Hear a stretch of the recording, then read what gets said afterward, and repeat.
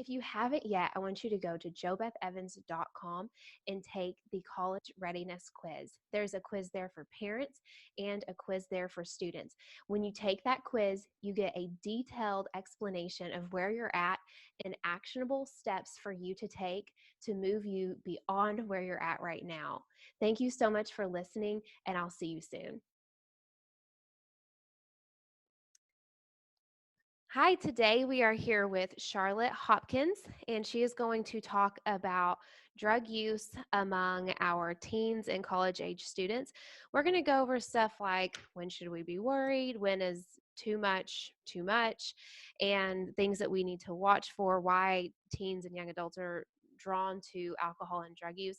We're going to cover all that today, answer any question that you might have, and hopefully give you some actionable tools that you can use if you find yourself in this situation while your child is in high school or while they're in college. So first, I'm going to have Charlotte introduce herself and tell you all just a little bit about her. Hi, JoBeth. Thank you so much for having me.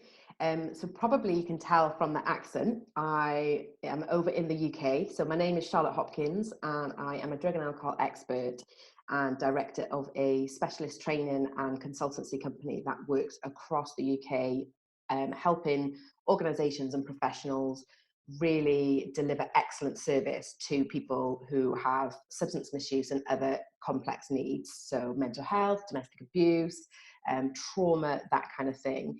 And I absolutely love working in this sector.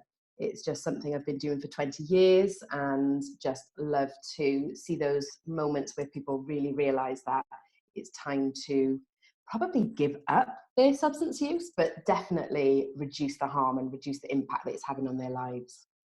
Yes, that is so good that you do this work, and I have a lot of connections here in the United States with people who are um, in the business of educating. And one of my good friends runs a nonprofit, Speak Up About Drugs.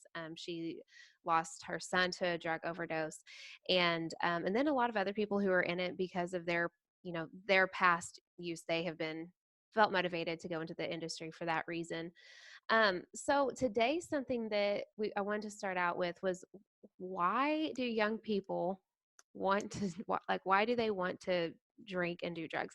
What's going on in their lives, in their brains, that make them want to do it? Because, and here's the point I want to make, like, no parents probably want to think that their child is doing anything wrong.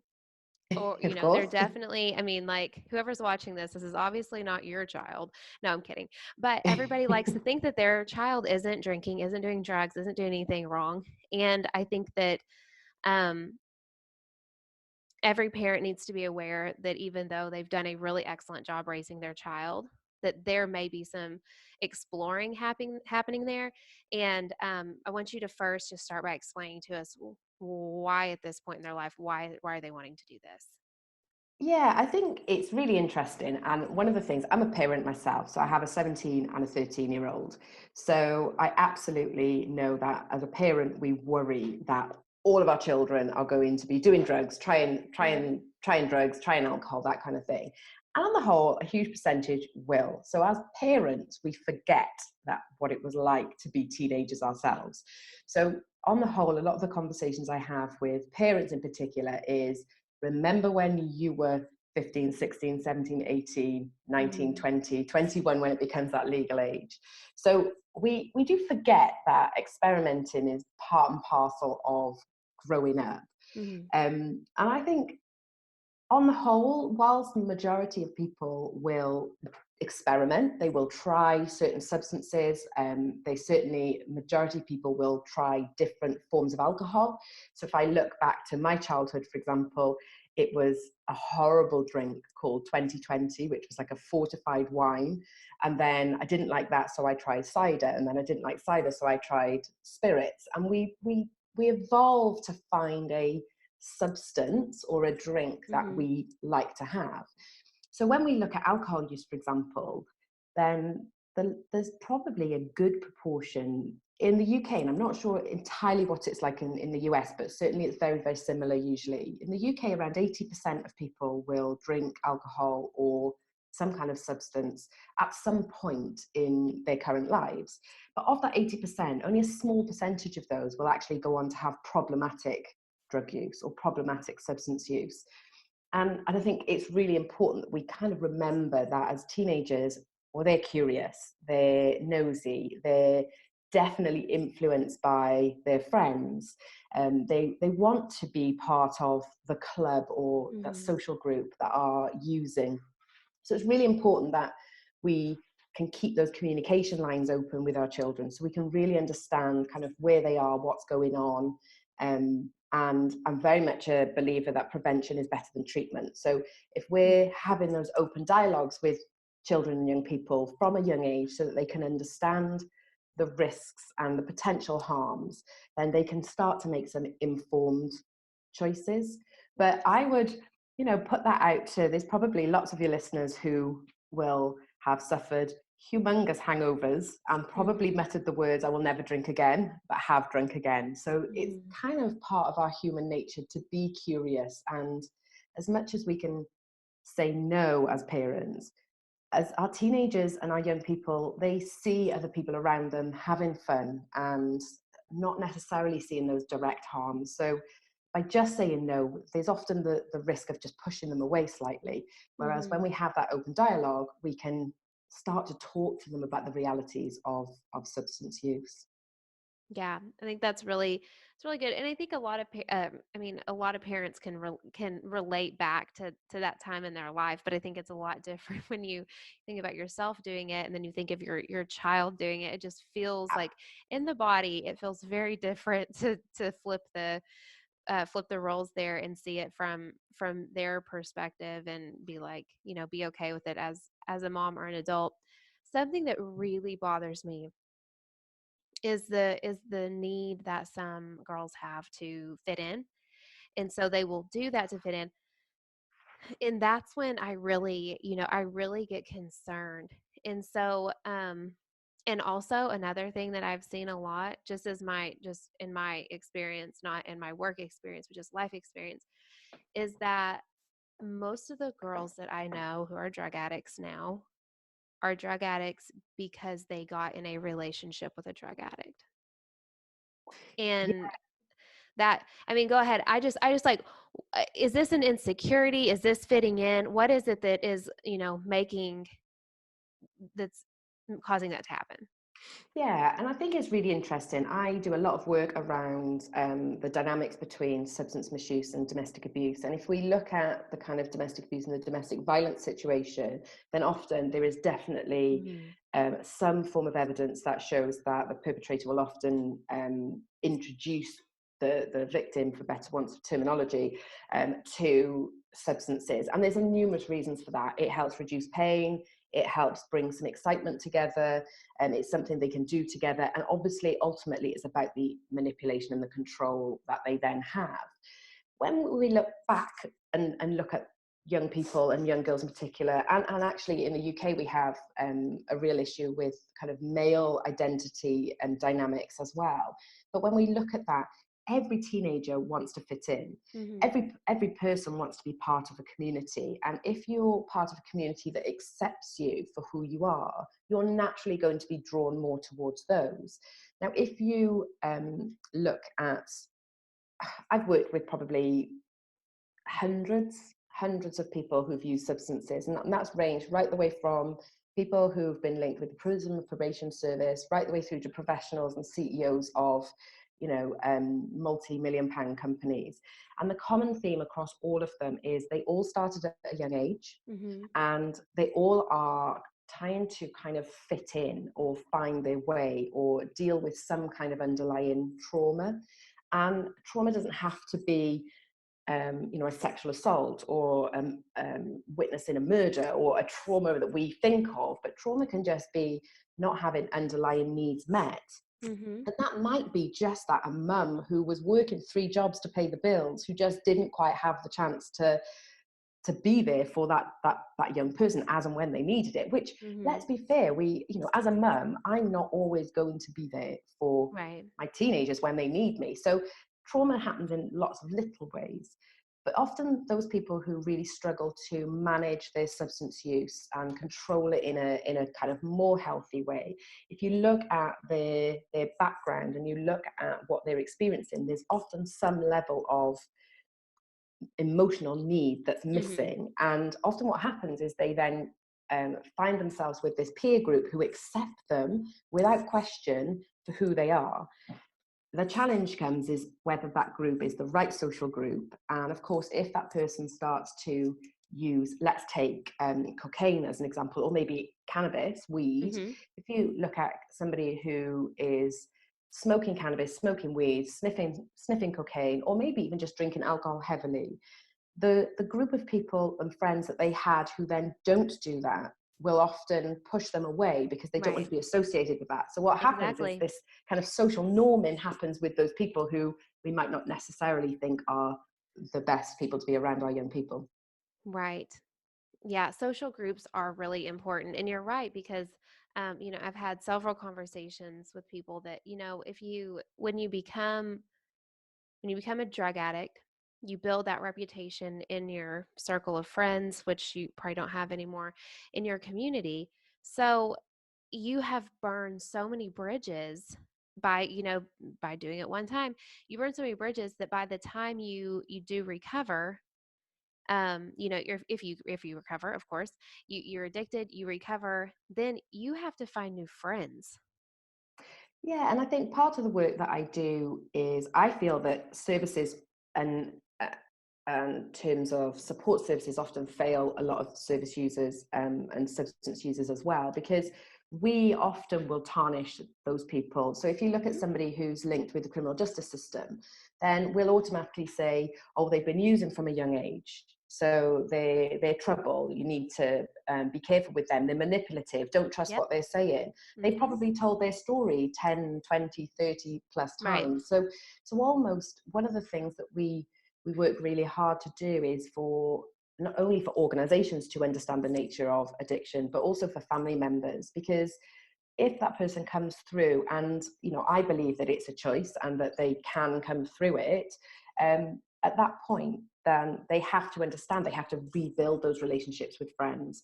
But also, if friends and family understand that this is something that almost gripped and took control of them, Hmm. then they then will be able to understand, and over time you can build that trust. But Right. you have to have a trust relationship, and for any relationship to work, and once the trust is gone, it takes time for trust to rebuild. Absolutely. So if there's a parent, I think, okay, drinking and smoking a little weed is one thing. Heroin, cocaine, meth, those are do you guys have meth in the UK? Is that a big thing Yeah. there? Yeah, it's a um, really big thing here. it's not as big as it is with you guys. We've got Yeah. crack cocaine, which is probably bigger than meth. Yeah. So Same thing. so we have, let's just say that we have a parent that's listening, or maybe let's start with the parent first. We have a parent that's listening that has a child who is smoking weed, which is illegal, um, or drinking more than what they're comfortable with. What do you think the approach should be there with the parent? I think, and as a mum, Mhm. I'm not always saying that I practice what I preach, but as a parent, the most important thing is staying calm, because nobody reacts and is open and transparent if somebody comes at them angry, Right, frustrated, annoyed.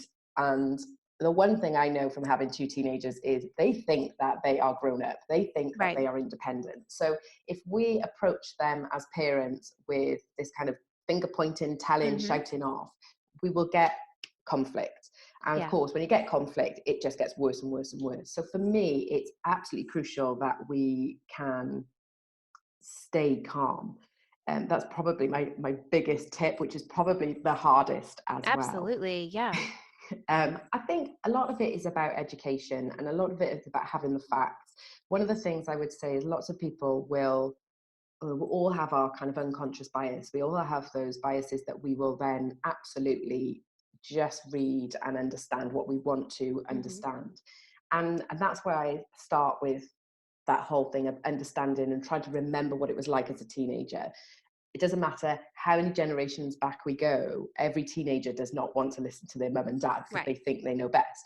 So when you have those communication lines open and you have the facts and you have the reality, you have the situations there, you can have that open dialogue.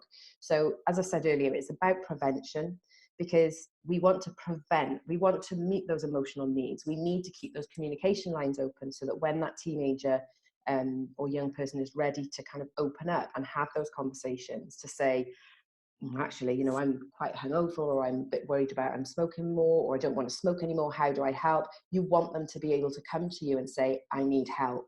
And what we see is for lots of people who do move on to substances like heroin or cocaine or meth, again, they're at that point where the communication lines have been lost with their Right. loved ones. And we Mm-hmm. know from lots of trauma research and lots of recent studies that when that young person has a bond and is able to kind of regulate their emotions with a grown-up, with an adult, they are more likely to build that resilience that they need.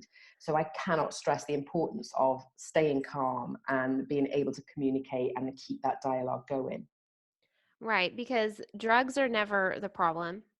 Drugs are the solution. And I think that's something that we always have to keep in mind, not as just parents, but as a community around a person, is And that they're trying to solve a problem, and they're fun. You know, they're fun, they're and they're enjoyable, fun. they're pleasurable. You know, I will make no bones that on a Friday night I might have a glass or two of wine because I like it, it relaxes me. So people, when we're on the outside looking in, it's really hard to see what that person is getting the benefits for, because obviously we see the damage or the harm that they're doing, or it's behavior that we don't really agree with ourselves. But actually when we can put ourselves in our child or young person's shoes, and we Mm-hmm. can maybe start to think about, okay, well, they're doing it because they want to belong, they're doing it because they actually get some pleasure from it, they're doing it because it's a teenage thing, and maybe that's what their peer group are doing.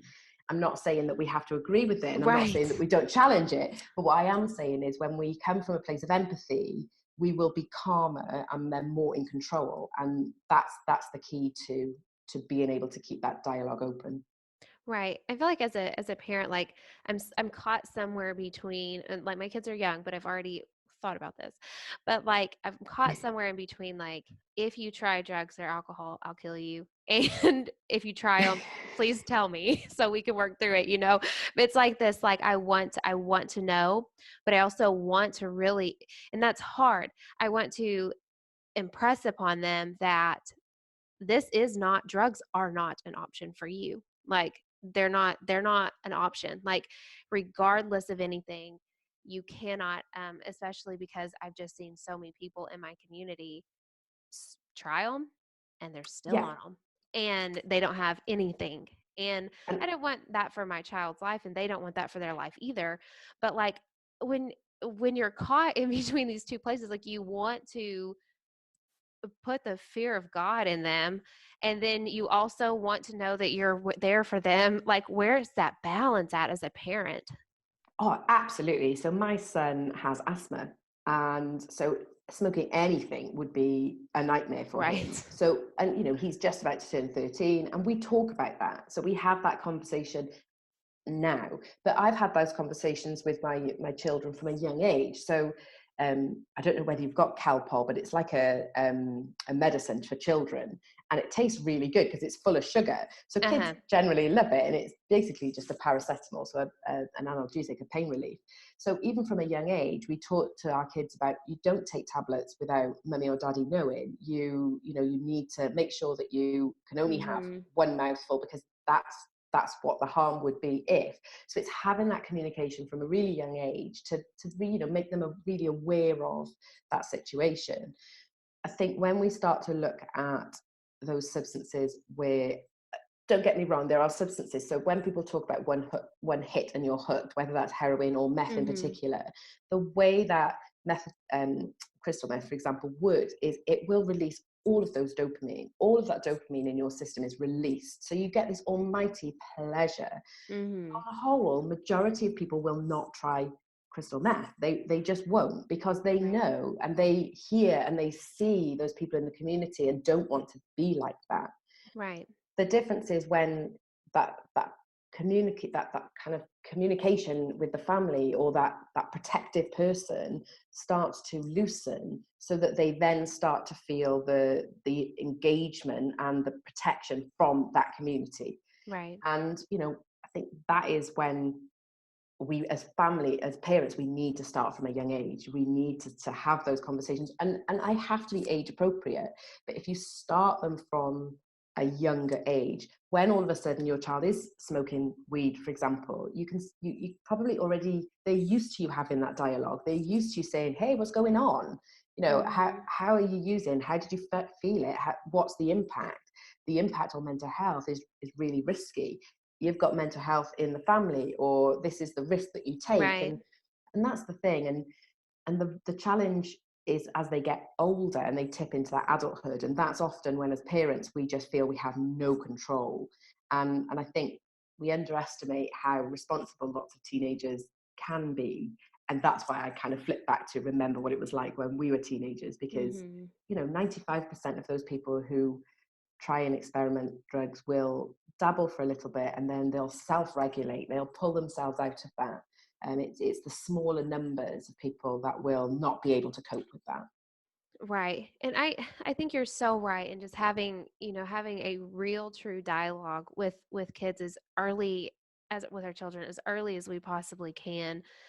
Something that I have, anytime I'm speaking to a group of girls or writing or anything, I'm always saying, like, in the United States, there's something called Red Ribbon Week, where the kids practice, they learn songs and dress in red and do all these things and talk about how we're not going to do drugs because drugs are bad. Like, you know, and I kind of laugh because I'm like, they are How's it bad. working? Like, Well, but they're how's it bad. working? Oh, It's okay. Yes. For starters, how is it working? Maybe it's, I don't know what the numbers are, but it doesn't seem like it's working from when you walk around cities around here. But I always go with the approach that drugs are good. And they're good in the way that they serve a good purpose, some of them, like your painkillers and your morphines and stuff like that. Like, they serve a good purpose. Then there's the other side of the illegal side of it that is good. That's the good side that gets people so hooked that they're willing to absolutely give up everything they have for it. So it's not that, like, they do it and they're like, this is bad. No, they do it and they're like, this is good. And I want more of it. They're willing to give up their homes, their family, their kids, their job. It's that good to them. Like, it yeah, is that good, that important to them. And so if we tell our kids, like, oh, drugs and alcohol are bad, and then they're like, but that's not what I'm hearing at school, Like, that's not what I heard at college. It's not what my friend said. She got high the other absolutely. day and she did not say anything about them being bad.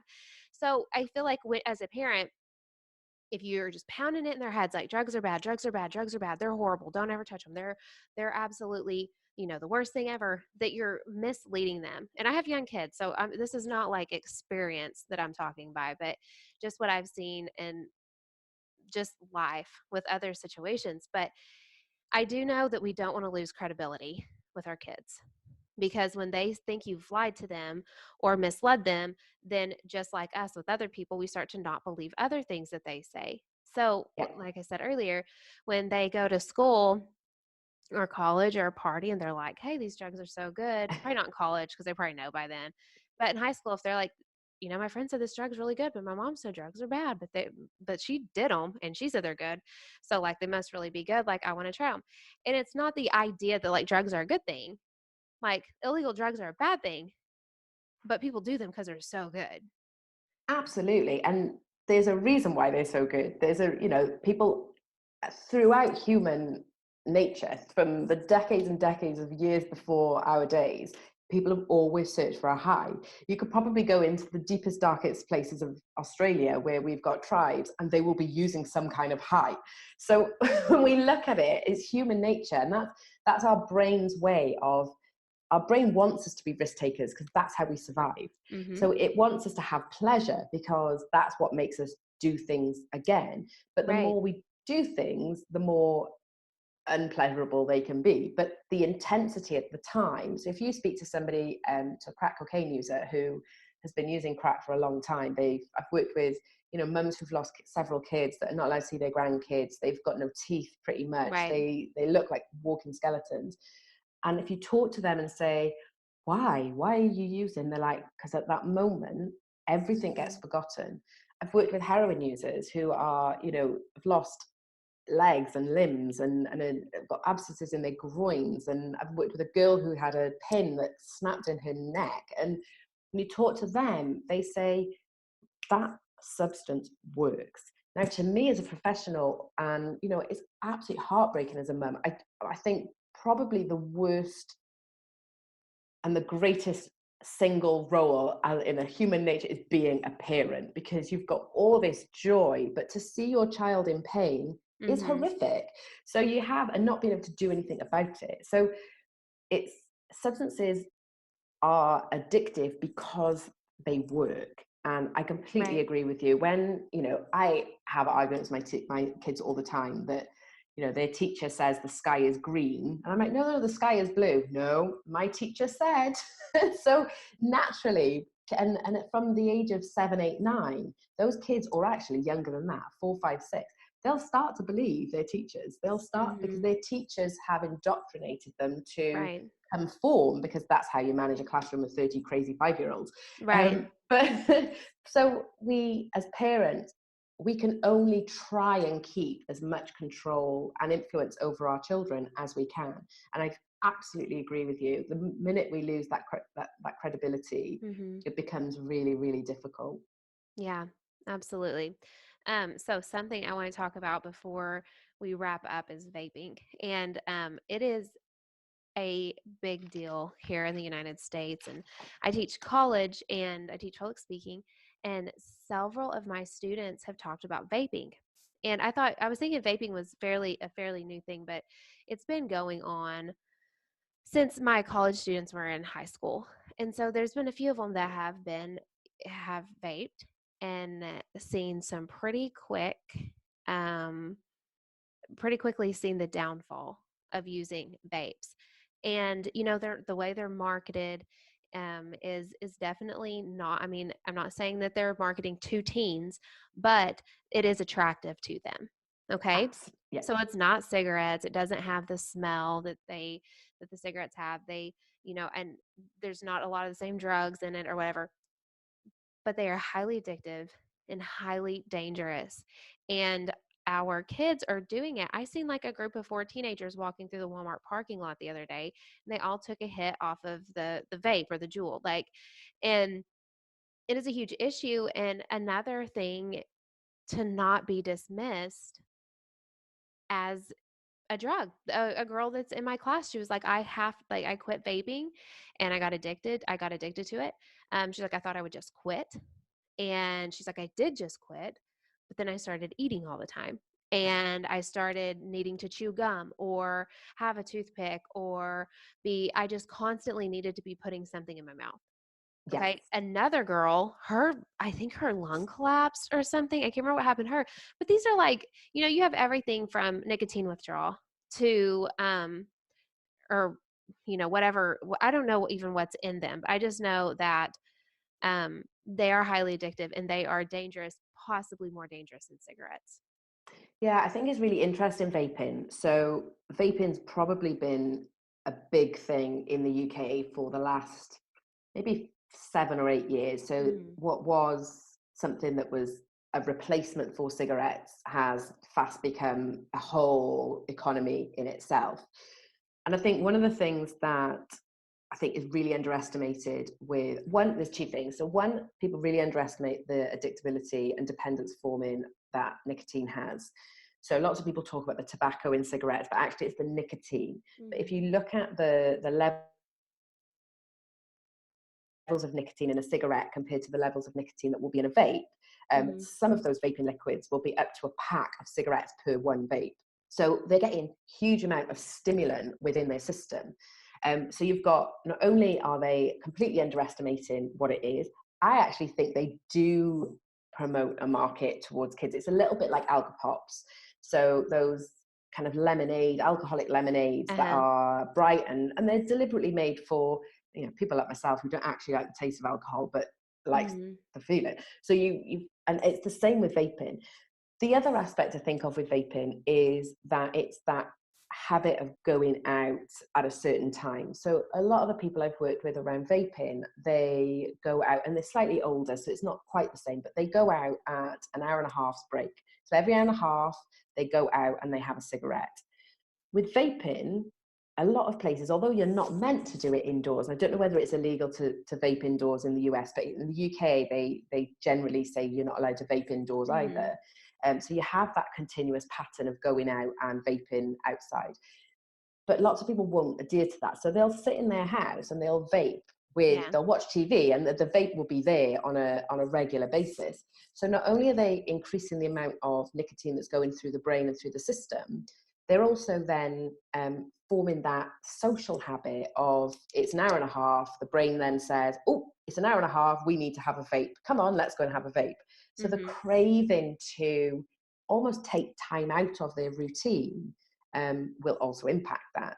So whilst some people will say, oh, I can't completely concentrate more because of the nicotine in it, what people will often then find is, because their brain is so stimulated, they start to kind of lose that attention span. So even within kind of a short space of 3 to 6 months of using, certainly for young people, because their brains are still developing, what they find is the brain has adapted to having that levels of nicotine in Mhm. their system. So they're quite hyper and agitated and irritable. And all Right. those negative things that we would often see with somebody withdrawing from amphetamine or cocaine, for example, they start to see very similar withdrawals because Right. it's a stimulant. Right.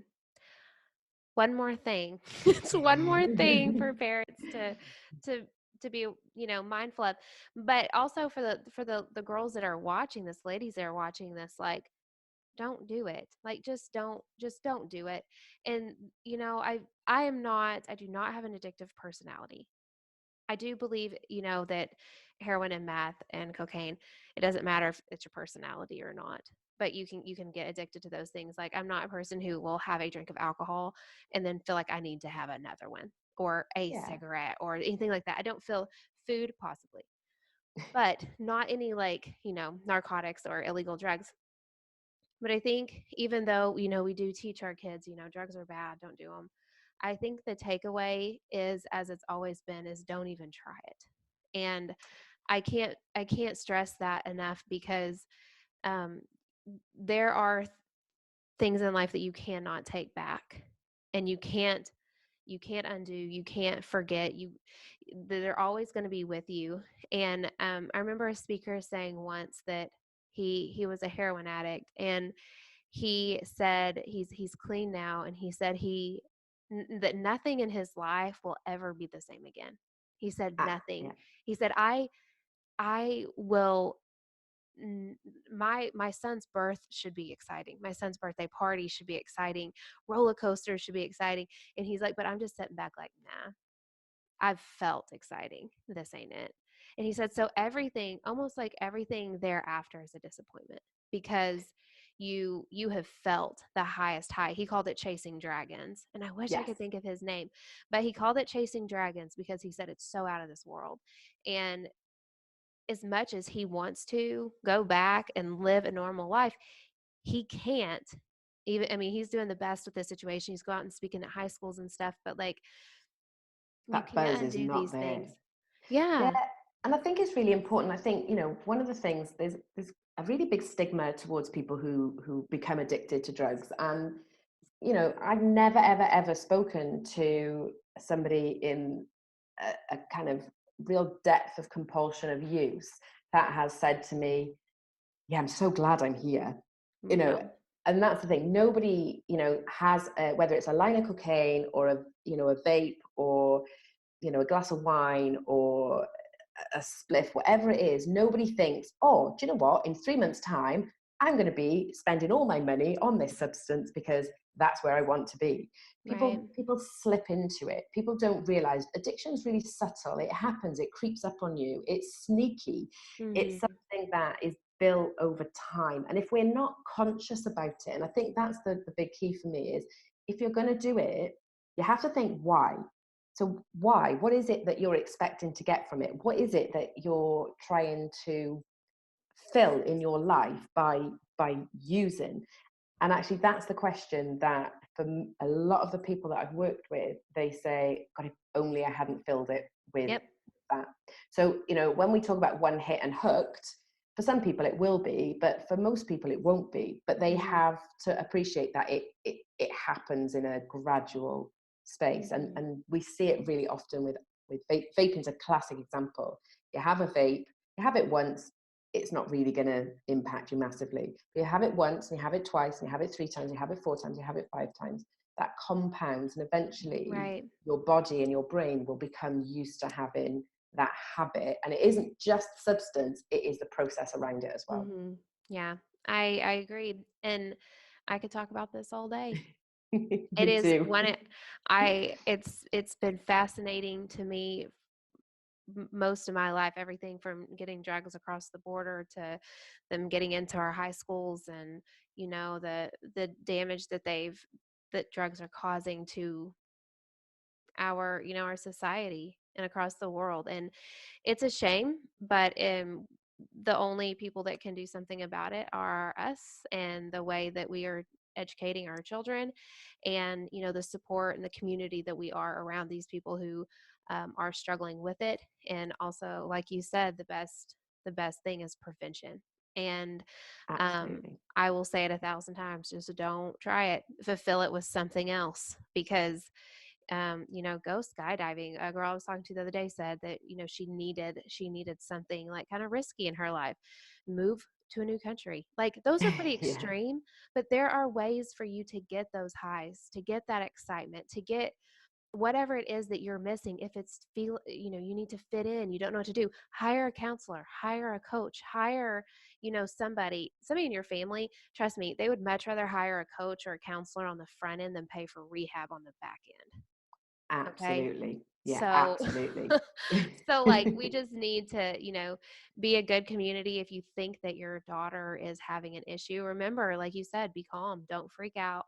Um, Try to, stay down on their level, and not down like negative level, but just on their No, emotional level, their understand. Yeah, vibration, and talk to them like an adult. And at the end of the day, I think it's important that we note that the decisions of your children are 100% out of your control, no matter how well you are absolutely. parenting them. And that is wildly hard to accept, but is something that I think that we need to know as parents, that, like, if our kids are 1,000, this huge success, not because of us. And if they are a huge, I hate to use the word failure, but if they totally bomb in life and end up not being good people, also not the parents' fault. But we do need to do what we can, equip ourselves, equip our kids, and do everything that you said, and give them the best chance that they have.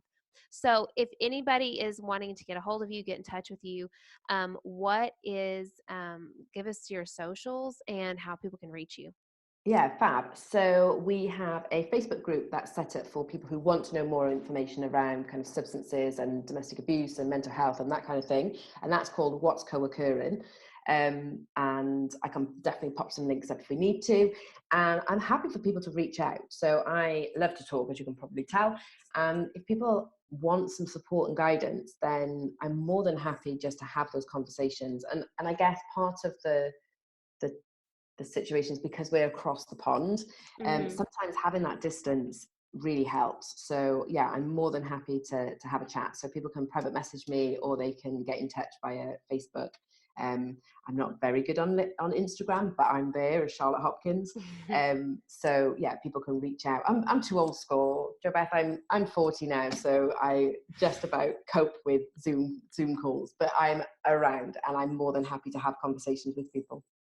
Okay, I think that's awesome, and thank you so much for being on here today and sharing, your perspective and your thoughts on this subject. And hopefully, somebody that hears it will be motivated or inspired by it, and feel equipped to maybe have a conversation that's maybe a little bit hard with their kiddos. So, anyways, thank Absolutely. you, and I Thank appreciate you you. so much.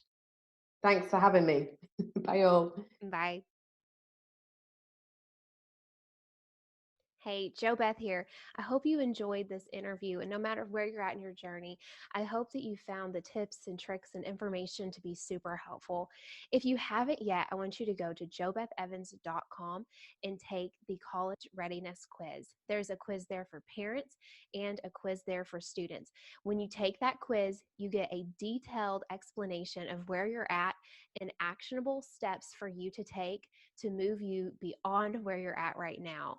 Thank you so much for listening, and I'll see you soon.